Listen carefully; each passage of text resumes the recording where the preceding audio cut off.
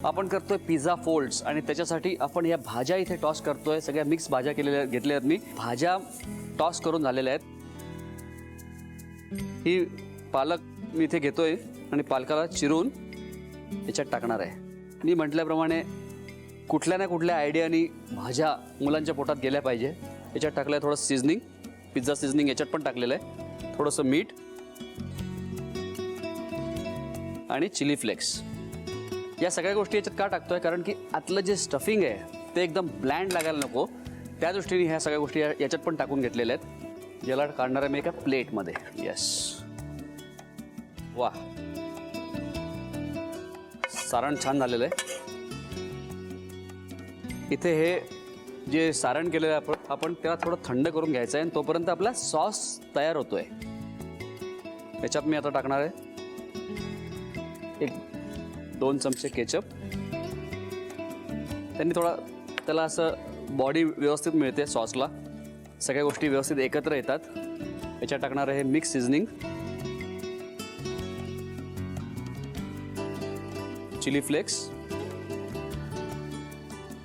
Flex किंवा तिखट हे आपल्या आवडीप्रमाणे ते घालायचं आहे आपल्याला, आणि किंचित साखर, मीठ पण टाकून घेतलेलं आहे आपण याच्यामध्ये। आणि या सगळ्या गोष्टी आपण एकत्र करतोय आणि टोमॅटो पण शिजत आलेला आहे। एक घट्टसर असा हा सॉस तयार करून घेतोय आपण। सॉस आपला होत आलेला आहे, तो अजून 2-3 मिनटं होऊ देऊ आपण। तोपर्यंत आपल्याला हे जे फोल्ड्स करायचे त्याच्यासाठी आपण हा जो आहे कणकेचा गोळा आहे तो लाटून घ्यायचा आहे आपल्याला। तसा एक गोळा करून घेतलेला आहे असा।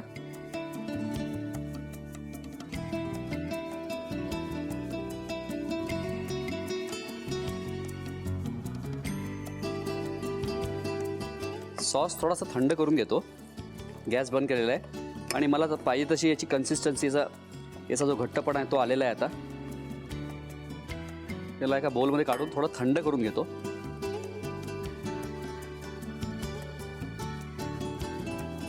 सॉस आपला थंड होतोय तोपर्यंत हा पॅन गरम करून घेऊया आपण। आणि तो सॉस थंड झाला असेल यस,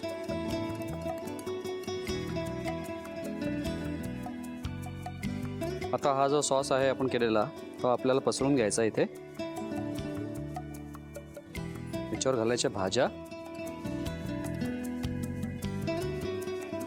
मी जरा जास्ती भाज्या घालतोय, भाज्यांमुळे तिची चव छान येते, खाताना क्रंची अशा भाज्या लागतात मध्ये। आणि नंतर याच्यात टाकणार मी चीज। वा, बस आता आपल्याला याला फोल्ड करायचं आहे।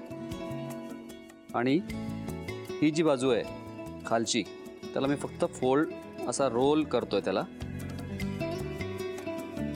सोपी आहे की नाही एकदम, बघा तयार आहे आपला पिझ्झा फोल्ड।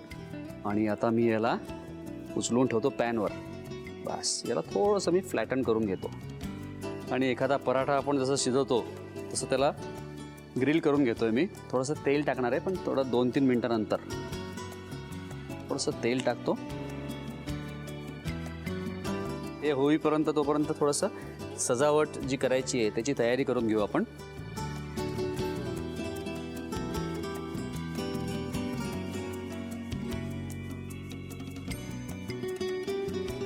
वा, मस्त रंग येतोय।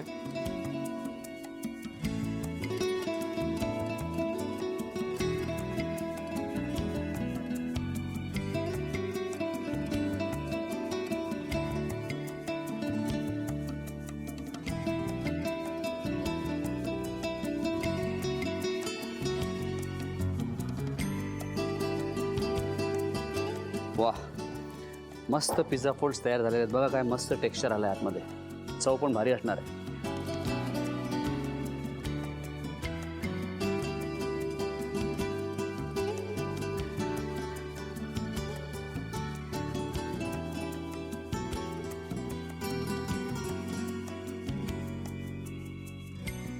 तयार आहे आपले मस्त पिझ्झा फोल्ड्स।